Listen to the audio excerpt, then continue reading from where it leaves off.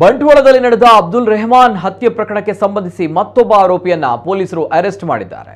ಇದರೊಂದಿಗೆ ಬಂಧಿತರ ಸಂಖ್ಯೆ 8ಕ್ಕೆ ಏರಿಕೆಯಾಗಿದೆ. ಶೃಂಗೇರಿ ತಾಲೂಕಿನ ಬೆಟ್ಟಗೆರೆ ಗ್ರಾಮದ ನಿವಾಸಿ ರವಿ ಸಂಜಯ್ 29 ವರ್ಷ ಎಂಬಾತನನ್ನ ಬಂಧಿಸಲಾಗಿದೆ. ಆತನನ್ನ ನ್ಯಾಯಾಲಯಕ್ಕೆ ಹಾಜರುಪಡಿಸಲಾಗಿದ್ದು ಪ್ರಕರಣದ ತನಿಖೆ ಮುಂದುವರೆದಿದೆ ಎಂದು ಪೊಲೀಸರು ತಿಳಿಸಿದ್ದಾರೆ. ಈಗಾಗಲೇ ಅಬ್ದುಲ್ ರೆಹಮಾನ್ ಹತ್ಯೆ ಪ್ರಕರಣಕ್ಕೆ ಸಂಬಂಧಿಸಿ ದೀಪಕ್ 21 ವರ್ಷ, ಪೃಥ್ವಿರಾಜ್ 21 ವರ್ಷ ಹಾಗೂ ಚಿಂತನ್ 19, ಸುಮಿತಾಚಾರ್ಯ 27, ಅಬಿನ್ ರೈ 32 ಹಾಗೂ ತೇಜಾಕ್ಷ 24 ವರ್ಷ ಮತ್ತು ರವಿರಾಜ್ 23 ವರ್ಷ ಎಂಬುವರನ್ನ ಪೊಲೀಸರು ಈಗಾಗಲೇ ಬಂಧಿಸಿದ್ದಾರೆ.